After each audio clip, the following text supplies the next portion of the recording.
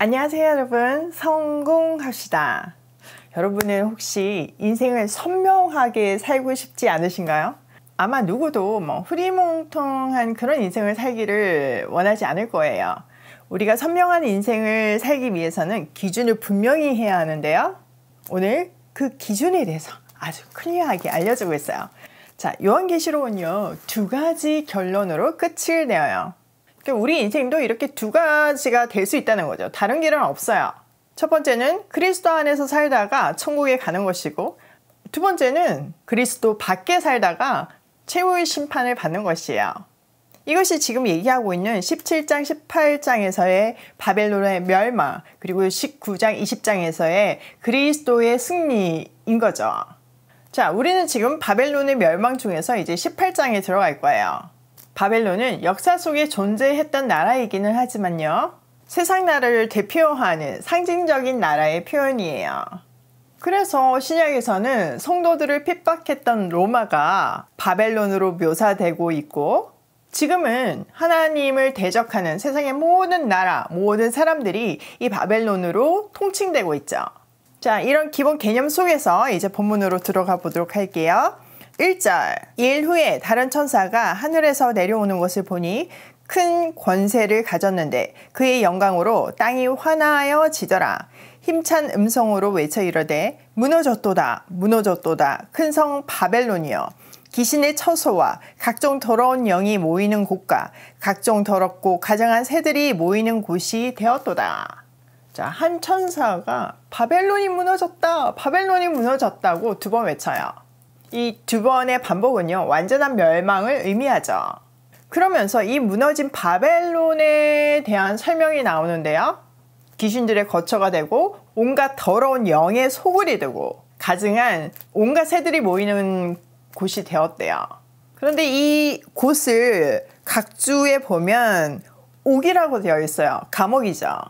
귀신의 처소, 더러운 영, 가증한 새들이 모이는 곳, 이런 표현들은 다 영적인 상태를 의미하잖아요. 그러면 이런 영적인 상태의 바벨론이 왜 감옥이 되었을까요? 지금도 일어나고 있는 일이라 우리가 이해하기가 쉬워요. 세상의 가치로 발전된 문명이나 과학은요, 사람들을 오히려 피폐하게 만들어요. 물론 긍정적인 면이 있죠. 편리하게 해주고 윤택해지는 것 같아요. 그런데 이런 외적인 급속도의 성장 이면에 인간의 피폐함은 이루 말할 수가 없어요. 왜냐하면 철학과 윤리와 도덕성이 기초되지 않으면 과학의 발달은 오히려 재앙이잖아요. 지금 우리가 겪고 있는 이 환경 파괴, 지구 온난화 이런 것들이 다 이런 과학의 무분별한 성장 때문이죠.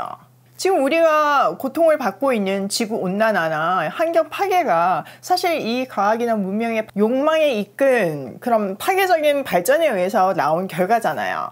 이런 현상들이 스스로 거대한 감옥을 만드는 것이고, 사람들은 그것이 감옥인 줄도 모르고 감금되어서 하나님 없는 문명으로 스스로 올가매고 가두면서 서로 비교하고 쥐어뜯으면서 서서히 죽어가고 있어요. 인류의 역사가 그걸 증명해주고 있잖아요. 자, 또 보니까 바벨론을 큰 성이라고 불렀어요.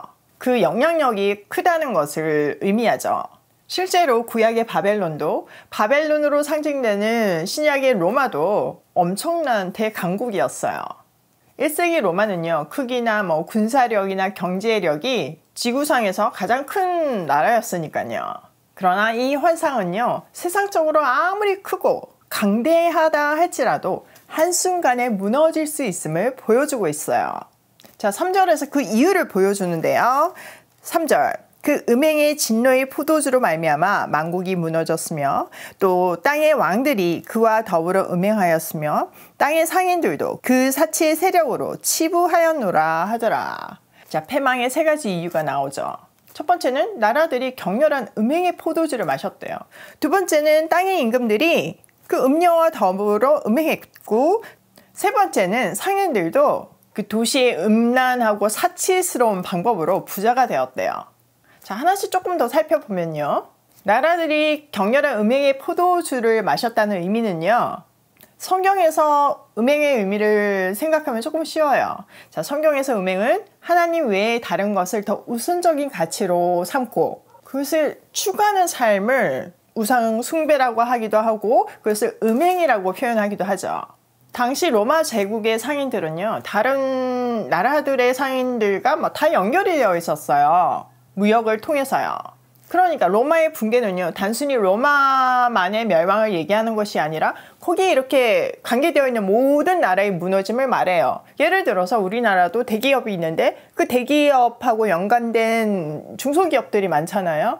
그런데 이 대기업이 무너지면 그 중소기업도 같이 무너질 수밖에 없죠. 그러니까 그런 상황을 얘기하고 있어요. 또 이 음행에는요, 타락한 경제적인 가치, 아주 이기적인 상업적인 거래, 또 황제의 숭배를 포함한 종교적인 그런 행위들이 다 맞물려 있죠. 자, 두 번째, 땅의 임금들이 바벨론하고 음행을 했대요. 이것은요, 자신의 지위를 향상시키기 위해서 큰 성 바벨론과 상업적인 관계, 그러니까 유대 관계를 형성했고 거짓 예배에 참여했음을 의미하고 있어요. 자, 세 번째는 그 도시의 상인들은 아주 이기적이고 사치스러운 방법으로 부자가 되었대요. 자, 상인들은 보통 상품을 사서 다른 곳에 팔아서 이윤을 남기잖아요. 이 로마의 상인들도 그런 무역을 했죠. 그들의 거래의 상당 부분은요, 금과 은, 보석과 진주, 진귀한 것들, 그리고 노예까지 포함이 되어 있었어요. 그러니까 대부분이 사치품이라고 보시면 돼요. 그래서 고대의 상인들은 부의 욕망에 사로잡힌 자라는 표현이 있을 정도였죠. 그런 부류의 상징이었어요. 또 여기에 사치의 세력이라고 표현되어 있는데 그것은 로마 정부를 얘기해요. 당시 사치는요, 우리가 생각하는 이렇게 막 꾸미고 이 정도를 넘어서 권력의 상징이었어요. 내가 얼마나 높은 사람인가, 내가 얼마나 권력을 가지고 있나는 내가 얼마나 사치스럽게 나를 꾸몄냐에 달려있었죠. 그러니까 내가 뭔가를 옷을 입고 있으면 아, 저 사람은 지금 어떤 위치에 있는 사람이구나 다 알았어요. 마치 요즘에 이렇게까지는 아니지만 사람들이 명품 가방을 사고 좋은 차를 사는 이유가 그런 이유도 있잖아요. 그런 욕망으로 사는 사람들도 있잖아요. 그런 것처럼요. 그러니까 이 사치를 유지하기 위해서는 돈이 필요하죠. 정당한 방법으로 돈을 벌 수도 있지만 그게 만만치가 않으니까 그러니까 정복한 나라들을 막 쥐어짜기도 하고 세금을 엄청 매기기도 했어요. 그 결과 그들의 사치 뒤에는 사람들의 피눈물이 있는 거죠. 그러니까 이 내용은 한마디로 세상의 가치로 살던 모든 나라와 사람들의 패망을 말하고 있는 거예요. 자, 이어지는 4절에서부터 20절은요, 한 덩어리예요. 슬퍼하는 자들을 극적으로 표현하고 있어요. 근데 이제 다 보려면 너무 길어지니까 오늘은 8절까지 보도록 할게요. 자, 4절. 또 내가 들으니 하늘로부터 다른 음성이 나서 이르되 내 백성아 거기서 나와 그의 죄에 참여하지 말고 그가 받을 재앙을 받지 말라. 자, 하늘에서 음성이 들려요. 하나님의 백성들에게 그 성을 빨리 떠나라고 경고하고 있죠. 죄악의 도시에서 분리되라고 말하고 있는 거예요.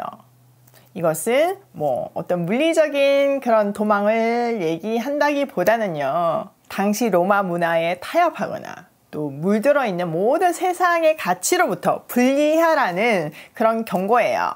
우리는 환란이 닥치면요, 당장 어떻게 해결할 수 있는 생산적인 방법을 찾잖아요. 그런데 유일한 살 길은 그런 세상과의 타협이 아니라 하나님 자녀답게 사는 것이라는 것을 강조하고 있어요. 자, 5절. 그의 죄는 하늘에 사무쳤으며 하늘은 그의 불의한 일을 기억하신지라. 그가 준 그대로 그에게 주고 그의 행위대로 갑절을 주고 그가 섞은 잔에도 갑절이나 섞어 그에게 주라. 그가 얼마나 자기를 영화롭게 하였으며 사치하였으며 그만큼 고통과 애통함으로 갚아주라. 그가 마음에 말하기를 나는 영왕으로 앉은 자요 가부가 아니라 결탄코 애통함을 당하지 아니하리라 하니 그러므로 하루 동안에 그 재앙들이 이르리니 곧 사망과 애통과 흉년이라. 그가 또한 불에 살라지리니 그를 심판하시는 주 하나님은 강한 자이심이라. 자, 하나님의 공의의 시련은요, 세상의 억압과 핍박 속에서 살던 성도들에게는 회복을 의미해요. 지금 절대 네, 나는 망하지 않을 거야 라고 자부하면서 여왕의 자리에 앉아있던 음녀는요, 상상도 하지 못한 슬픔과 상실을 경험하게 될 것이래요. 그것도요, 하루아침에 순식간에 일어난대요. 근데 참 재밌는 것은 실제 역사 속의 바벨론과 로마도요, 순식간에 무너졌어요. 다 내부의 타락으로요. 구약에 나오는 바벨론의 자료를 보면요, 진짜 누구도 무너뜨릴 수 없는 그런 그 건축물이에요. 왜냐면은요, 성벽이 있고 또 저수지가 있고, 성벽이 있고 저수지가 있고 또 성벽이 있어요. 그러니까 거기를 어떻게 뚫겠어요? 완전 철옹성이었죠. 그러다 보니까요, 다니엘서에 보면 벨사살 왕이 파티 중에 순식간에 페르시아에 의해서 정복을 당하잖아요. 이렇게 한순간에 무너졌어요. 그러니까 쳐들어온다는 소식은 듣고 있었을 거예요. 그런데 걱정이 안 되는 거죠. 이렇게 나를 지켜주는 저수지도 있고 성벽이 있는데 누가 그 삼중 벽을 뚫고 들어오겠느냐. 그냥 들어와라, 나는 마신다, 이렇게 된 거죠. 그런데 한순간에 무너졌어요. 여러 가지 그 문헌들을 살펴보면요, 페르시아의 고레스 왕이요, 강을 통해서 또는 하수를 통해서 정복했다는 설이 있어요. 사실 강을 건너서 정복하기는 조금 어려운 구조죠. 저는 하수를 통해서 정복했다는 설이 조금 더 맞아 보이는데요. 이 하수는 바벨론 성에 있는 모든 오물들이 나오는 통로예요. 그곳으로 누군가가 들어올 것이라고 생각을 못하고 바벨론에 유일하게 군인들이 지키지 않는 곳이기도 했어요. 그런데 이 페르시아의 군인들이 그것을 딱 보고 그것을 통해서 들어간 거죠. 이런 이유로 바벨론 성은 문이 열리지 않고 무너졌고 불에 타지 않고 무너졌어요. 그래서 영문학에서도 보면요, 어떤 존재가 무너질 것 같지 않는데 순식간에 무너졌다, 그것을 바벨론처럼 멸망했다 라고 표현하기도 해요. 즉 여기서는요, 그 무서운 로마가, 그 강대한 로마가 한순간에 무너질 것이라는 것을 알려주고 있어요. 중요한 것은요, 이 말씀을 준 시기인데요, 지금 사도 요한에게 이 로마가 무너질 거야, 한순간에 무너질 거야 하고 얘기했던 이 순간은요, 로마가 뭐 멸망의 조짐이 보이는 그런 때가 아니었어요. 너무나 부강하고 너무나 강대하고 확장하고 있던 때였죠. 그때 자기들의 생명이 로마에 달린 것 같은 그 죽어가는 성도들에게 로마 멸망한다, 로마도 내 손 안에 있다, 이것을 알려주는 것이 이 환상이에요. 하나님 외에는 영원한 권력이 없음을 증명해주고 있죠. 하나님만이 유일한 왕이심을 말해주고 있어요. 이것이 우리에게 주는 메시지도 너무나 커요. 지금 당장 내 눈앞에 나를 두렵게 하는 것들, 위협하는 것들, 거기에 너무 지나치게 반응하지 말라는 거죠. 의식할 필요도 없다는 거예요. 시선을 하나님께 고정시켜야 해요. 하나님이 된다면 되는 거고 안 된다면 안 되는 거예요. 우리의 생명은, 우리의 삶은 하나님께 달려있지 내 상사나 권력 있는 누군가에 달려있지 않아요. 저 사람만 나를 도와주면 될 것 같은데 그렇지 않다는 거죠. 우리는 가끔 그런 생각을 하잖아요. 저 사람만 나를 조금만 도와주면 나 잘 될 수 있는데, 지금 이 시기에 누군가 나를 조금만 도와주면 나 잘 될 수 있는데, 그렇게 생각하지만 그게 아니라는 거예요. 그 사람들의 마음을 움직이시는 분도 하나님이시고 상황을 만드시는 것도 하나님이시고, 그 모든 것이 하나님께 달려있다는 것을 이 본문이 우리에게 가르쳐주고 있어요. 자, 오늘 내용을 우리 삶에 한번 적용을 해보면요, 과학과 문명의 발전은 우리를 옥매는 감옥이 될 수 있다. 여러분 동의하시죠? 이런 발전은요, 사실 긍정적인 요소도 너무나 있어요. 그런데 그 기초가 세상의 원리일 때는 사람의 욕망에 휘둘려가지고 우리를 가두는 감옥이 될 수 있다는 것을 꼭 기억해야 해요.